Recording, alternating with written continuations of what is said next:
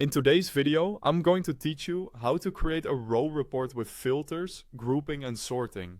By the end, you'll have a clean, focused report that highlights exactly the rows you care about, without digging through every sheet manually.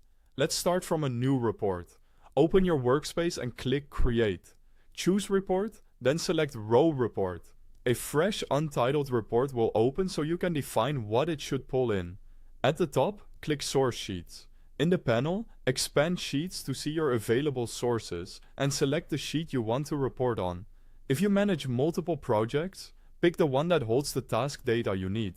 Click Next to confirm your selection and move on. Now choose what information you want to see. Click Columns to display. Here, select the columns that matter for your workflow. Things like task name, status, assigned to, and due date are common choices because they tell you what's being done, by whom, and when it's due. Keep it concise so your report stays readable. When you're satisfied, click OK. Next, refine the results so the report shows only relevant rows. Click Filter Criteria. Add your rules such as status is in progress to focus on active work and assigned to is not blank to exclude unassigned items. These filters help you reduce noise and keep the report actionable. When the conditions match your needs, click OK. Quick note before we continue. If you need access to this platform or you're installing the companion app, you'll find the download or website link right at the top of the description. Grab it there and follow along. To make the report easier to scan, you can organize and prioritize the rows. Click Group to cluster rows by a field like status, which makes it simple to see what's in progress versus completed. Then, click Sort to order the rows, for example by due date, so upcoming deadlines appear first.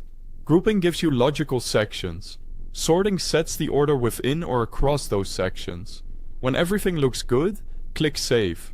Give the report a clear, descriptive name so teammates can recognize it at a glance. Something like active tasks by due date works well. From here on, the report updates automatically whenever the source sheet changes, so you're always looking at the latest information without manual refreshes. That's the whole process.